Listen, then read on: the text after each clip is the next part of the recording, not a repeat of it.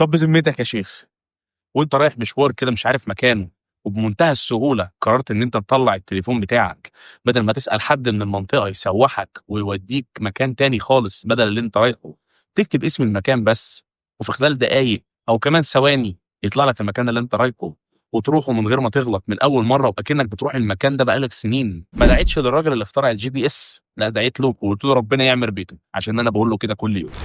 مين هو وازاي اخترعنا الجي بي اس؟ من الحرب البارده لاختراع كلنا بنستخدمه شبه كل يوم. لما بدأت الحرب الباردة بين روسيا وأمريكا، روسيا قررت إنها تطلق قمر صناعي باسم سبوتنيك سنة 57. العلماء بقى لاحظوا حاجة غريبة جدا، لاحظوا إن القمر الصناعي ده نقدر نعرف هو فين من الإشارة اللي بيبعتها، وده خلى أمريكا تقعد تفكر كده، قال لك طب إحنا ليه ما نعملش العكس؟ يعني نبعت قمر صناعي فوق يعرف مكاننا في الأرض. وفعلا بدأ المشروع سنة 73. أمريكا رفعت 31 قمر صناعي بمشروع اسمه نيفاستار جي بي اس. ال 31 قمر دول لافين كوكب الارض بشكل معين، خلى ان انت في كل حركه بتتحركها بيبقى فيه 4 اقمار صناعيه مغطيين حركتك، وما بين كل اشاره بتنقل للقمر الثاني في ساعه ذريه، وهي دي اللي نجحت المشروع بالشكل المبهر اللي احنا شغالين بيه دلوقتي. الساعه الذريه دقيقه جدا، ما بتغلطش تقريبا. الفرق في الجي بي اس لو انت تليفونك حديث شويه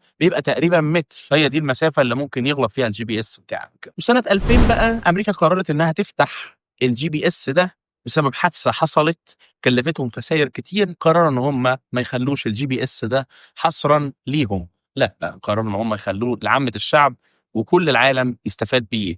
مع بدايه الالفينات اغلب التليفونات بدات تشغل في تليفوناتها الجي بي اس، وواحده واحده دخل في العربيات، وواحده واحده بقى جزء من يومنا. لو انت ما استخدمتش الجي بي اس يوم، فانت اكيد استخدمته اليوم اللي قبله واللي قبله واللي قبله. وبس كده.